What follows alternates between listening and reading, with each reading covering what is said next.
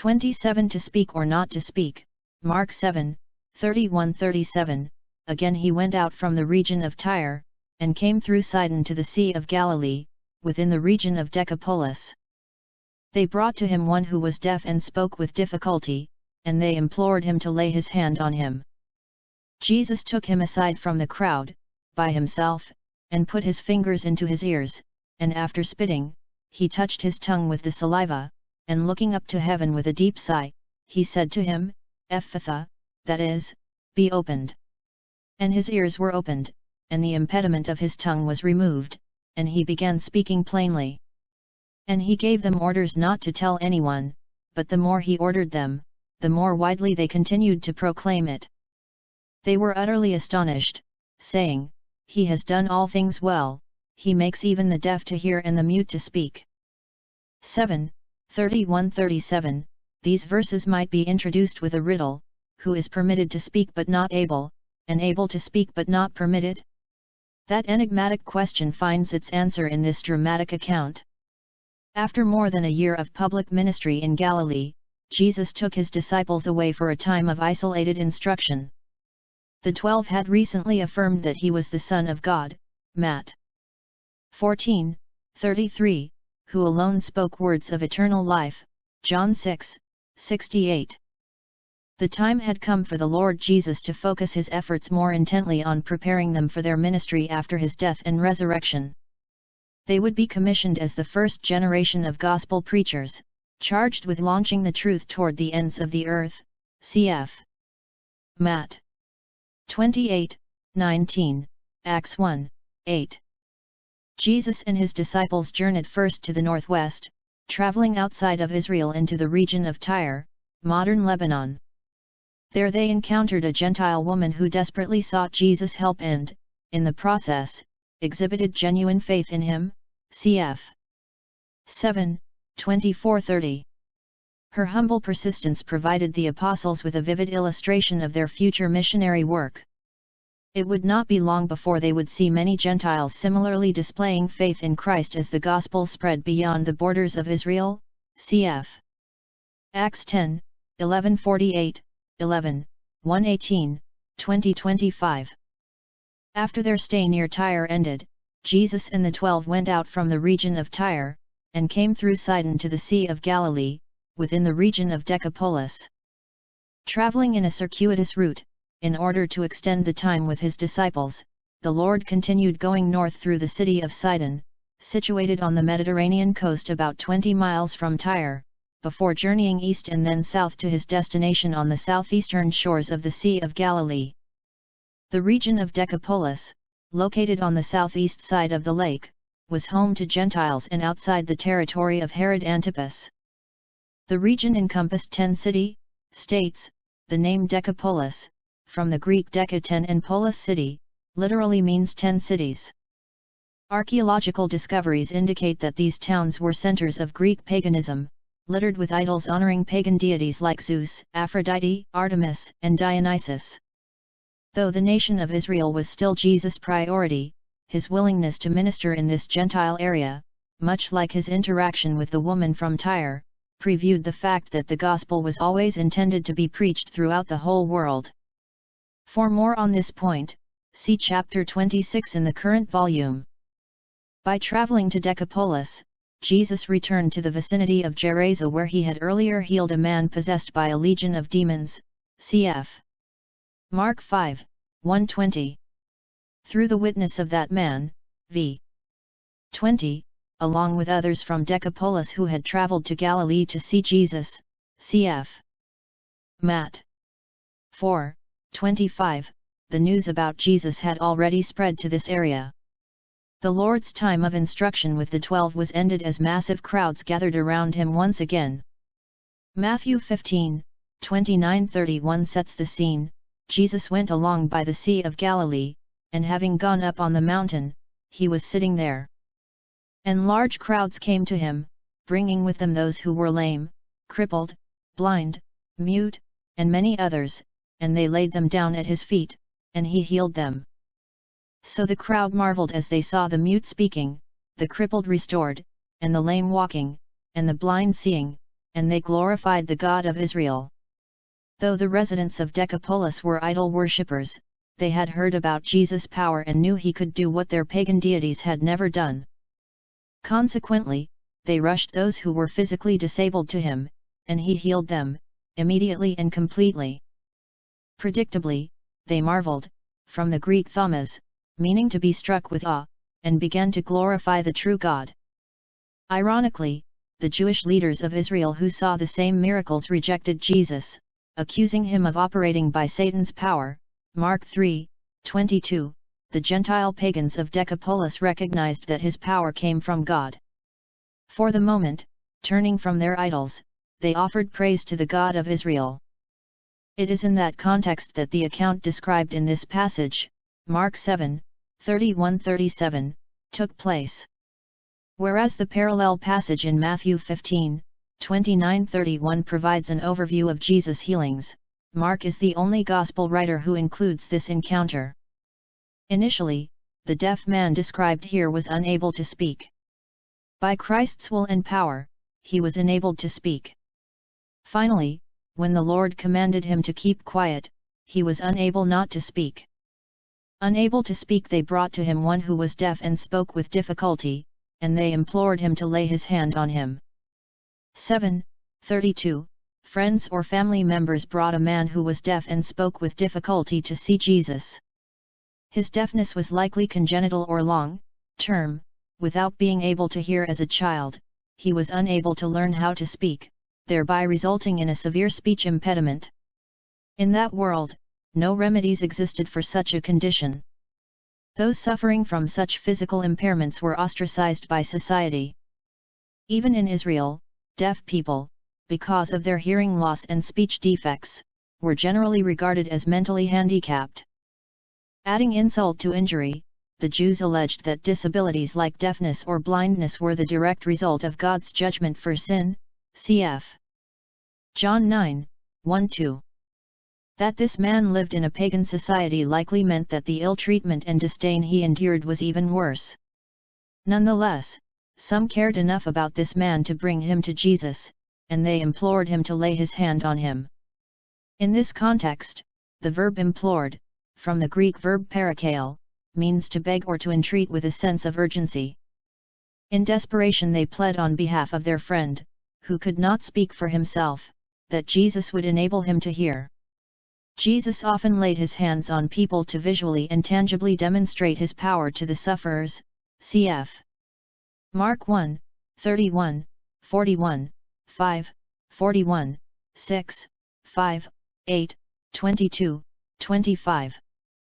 Unlike the Pharisees and scribes, who considered themselves to be above the common people, Jesus gladly mingled with the crowds and willingly extended his touch toward those in need. Doing so displayed his in heaven's tender compassion and personal care. It also demonstrated that he was not afraid of ceremonial defilement. Jesus was never defiled by those whom he touched, whether it was a leper, 1:40-41, a woman with a hemorrhage of blood, 5:25-34, a dead body, 5:41-42, or a Gentile man who suffered from deafness. Rather than being corrupted by them, they were cleansed and restored by him. Enabled to speak, Jesus took him aside from the crowd, by himself, and put his fingers into his ears, and after spitting, he touched his tongue with the saliva, and looking up to heaven with a deep sigh, he said to him, Ephphatha, that is, be opened. And his ears were opened, and the impediment of his tongue was removed, and he began speaking plainly. 7:33-35, responding with compassion as he always did, cf. Matt 9:36, 14, 14, Mark 1:41, 8, 2, etc. Jesus took the man aside from the crowd, by himself.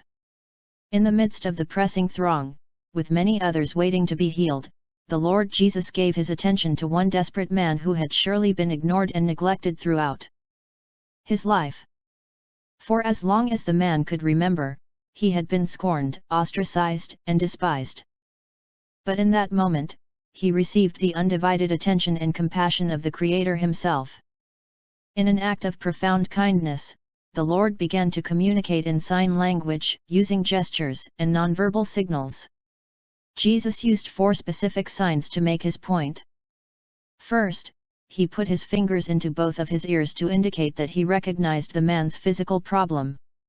Jesus understood that he was not stunted mentally or possessed by demons, as some may have thought, he simply could not hear. The Lord used a symbolic gesture to demonstrate that he had rightly diagnosed the medical issue. Second, after spitting, he touched his tongue with the saliva. Jesus again employed a physical gesture to identify the man's speech disability. Though Jesus used saliva in his healings on 2 other occasions, cf. Mark 8:23, John 9:6, it obviously had no power. However, ancient people generally believed that saliva had healing properties. The deaf man would have understood that Jesus' use of saliva meant he intended to heal him. Third, looking up to heaven, Jesus demonstrated that the creative power he exercised came from God. Even as a pagan, the man would have understood what Jesus meant by gazing toward heaven. Fourth, by giving a deep sigh, the Lord communicated a sincere sympathy for the long agonies of this man's disability. An honest groaning visibly projected pain and heartache on the man's behalf. So, using nonverbal communication, the Lord Jesus taught this man about both God's power and his compassion. The Son of God would heal him, with power that came from above, because he cared deeply about him. Those 2 wonderful truths must have filled the man's heart and mind as the miraculous happened. Jesus said to him, Ephphatha, that is, be opened. By using the Aramaic term Ephphatha, Mark provided an exact quote of Jesus' words, since the colloquial language he spoke was Aramaic. However, Mark immediately translated it for his Greek-speaking readers, be opened. With a command from the incarnate Creator, the man was immediately given new hearing organs and his tongue was miraculously loosed to speak. As Mark explains, his ears were opened, and the impediment of his tongue was removed, and he began speaking plainly. The word impediment, from the Greek word desmon, means bond or chains. It was as if his speech had been imprisoned in the dungeon of deafness. Immediately, he was set free and able to hear perfectly and speak plainly. The extent of the miracle went beyond merely repairing the man's physical faculties. He was also given the ability of miraculous language acquisition. Not only could he hear sounds, he was able to understand and articulate words without needing any linguistic training or speech therapy. The word plainly comes from the Greek word orthos, meaning straight or right. The English medical terms orthopedics and orthodontics are derived from that Greek term. In an instant, the one who created the world, John 1:1-3, and upholds it with the word of his power, Hebrew 1:3, supernaturally enabled this man to hear and speak fluently. Like every miracle Jesus performed, this healing was an act of divine creative energy through his word, the same way he made the universe in the beginning, cf. Gen. 1:3-6-9-14-20-24-26. Unable not to speak, and he gave them orders not to tell anyone, but the more he ordered them, the more widely they continued to proclaim it. They were utterly astonished, saying, "He has done all things well, he makes even the deaf to hear and the mute to speak." 7:36-37. No doubt, the man's reaction was one of exuberant joy. Naturally, his instant impulse was to tell everyone what happened. But Jesus instructed him and his friends to keep quiet and immense restraint in light of such an experience. Yet, he gave them orders not to tell anyone. Orders, from the Greek diastellome, refers to a command. That Jesus commanded this man to remain quiet may seem strange, not only because he had just given him the ability to speak, but also because the Lord had earlier told the Gerasene demoniac to do the exact opposite. He said to him, "Go home to your people and report to them what great things the Lord has done for you, and how he had mercy on you." And he went away and began to proclaim in Decapolis what great things Jesus had done for him, and everyone was amazed. Mark 5, 19:20, one might wonder why Jesus instructed the former demoniac to spread the news about him throughout the region of Decapolis and later told the former deaf man to keep quiet. There was an important difference. The former demoniac was the first missionary to that Gentile area. But now, largely through his witness, the news about Jesus' miracle, working power was well known throughout the region, resulting in widespread euphoria. The situation had reached epic proportions due to the unbridled enthusiasm of the unwieldy crowds. As in Galilee, the Lord had no desire to add fuel to the fire of their inherently materialistic and political expectations about him, cf. John 6:15. Jesus issued similar commands at other times as well, cf.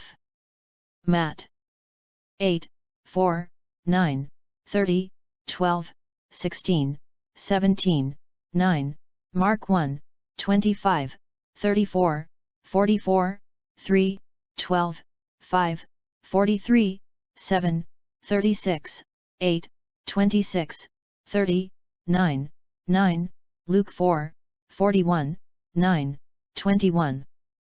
On certain occasions, the Lord insisted on silence because he knew the report would amplify the enthusiastic fervor of the crowds, which would only hinder his ministry, cf. Mark 1:40-45, John 6:14-15. As noted above, that was likely part of Jesus' concern on this occasion since large crowds were already flocking to him in the Decapolis, cf. Mark 8:1-10. At other times, the gag order served as an act of judgment on unbelievers by obscuring the truth from those who had permanently rejected him, cf. Luke 9:21. However, the primary reason Jesus repeatedly insisted on this kind of silence is found in Mark 8:30-31. After his disciples identified him as the Messiah and the Son of God, v. 29, cf. Matt 16:18, he warned them to tell no one about him. And he began to teach them that the Son of Man must suffer many things and be rejected by the elders and the chief priests and the scribes, and be killed, and after 3 days rise again. Knowing that his earthly mission would not be accomplished until after his death and resurrection, Jesus instructed even his own disciples to remain quiet until after the story was complete. Many whom he healed knew him merely as a miracle worker, but Jesus had come for a far more glorious purpose, cf.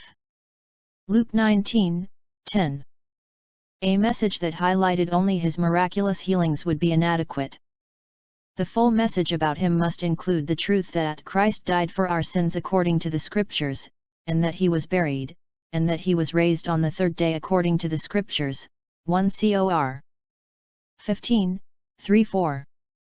Aware of their uncontainable elation, the Lord repeated his instruction, but the more he ordered them, the more widely they continued to proclaim it. In spite of his repeated commands, the man and his friends, unable to contain their joy, proved disobedient. Ironically, though Jesus had healed his ears, the man refused to listen to the Lord's instruction. It is likely that Jesus' admonition was also aimed at bystanders in the crowd who had witnessed this stunning miracle. The disciples must have wondered also why Jesus would issue such a command. Even they would only later come to understand the full story of Jesus' work including his death and resurrection, cf. Mark 9:32, Luke 9:45, 18, 34, John 12:16. Upon seeing the miraculous wonders he did, including the transformation of this deaf man, the people in the crowd were utterly astonished. The word utterly comes from the Greek term hyperparis, meaning exceedingly, above all measure, or superabundantly.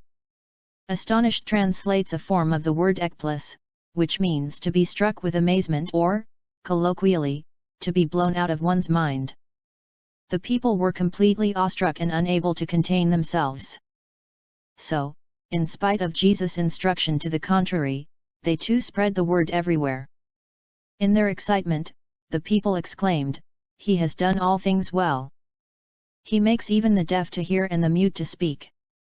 The adverb well translates the Greek word kalos, meaning rightly, correctly, or appropriately. The people were commenting on the perfection of his miracles. He made the blind to see, the lame to walk, the deaf to hear and the mute to speak. Their recovery was immediate, and their restoration complete. Jesus' healings never failed, they were perfect every time. The word mute comes from the Greek word alalos, meaning without speech. That term is used only 3 times in the Gospels, all in Mark, cf. 7, 37, 9, 17, 25.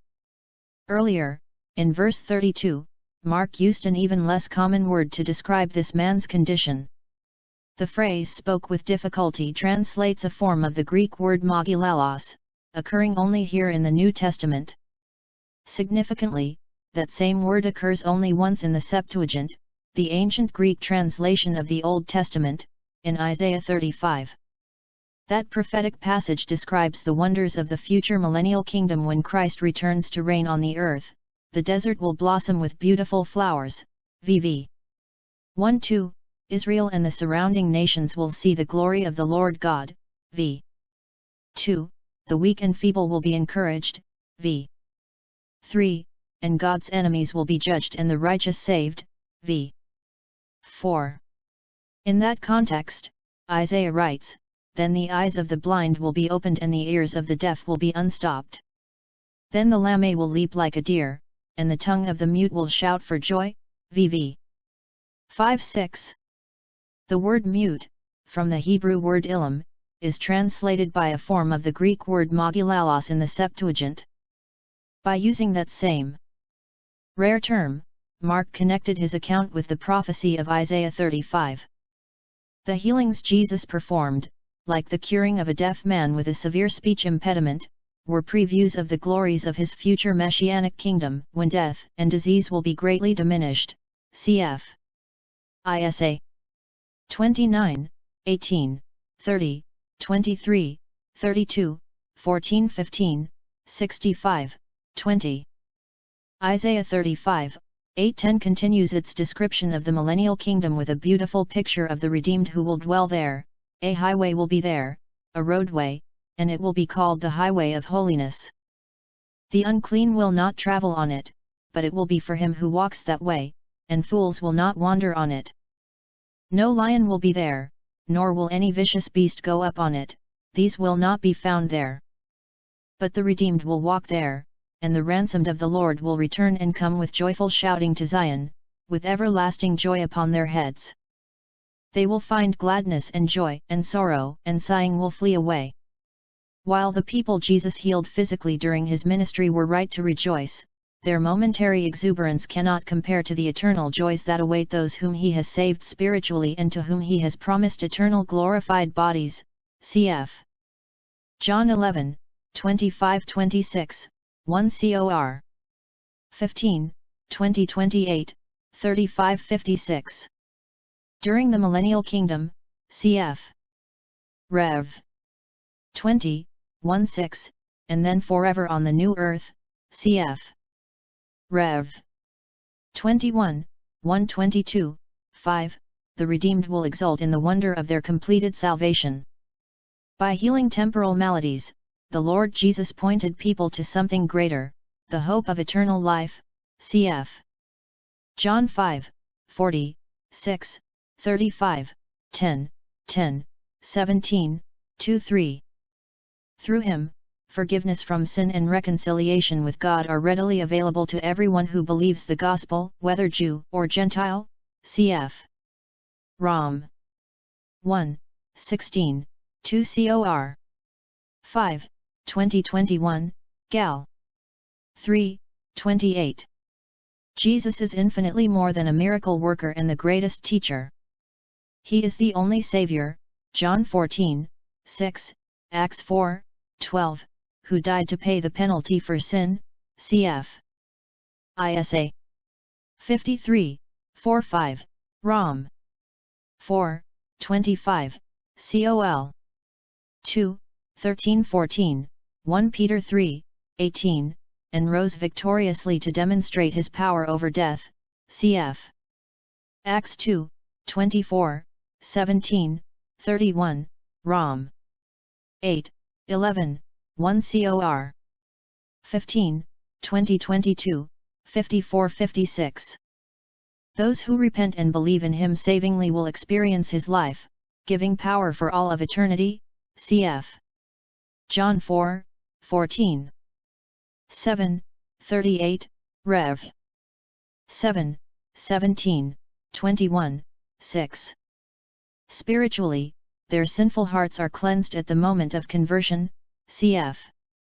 Acts 10, 43, 15, 9, Rom. 8, 1, 2 Cor. 5, 17, Titus 3, 4 7. Physically, their bodies will one day be resurrected, never to experience disease or decay again, cf. John 5, 28-29, 1 Cor. 15, 42-56, 2 Cor. 5, 1-4, Rev. 21, 4. In that state of glorified perfection, free from both sin and sickness, they will forever worship their Redeemer and King, cf. Rev. 5, 13, 19, 1 6, 22, 3 4.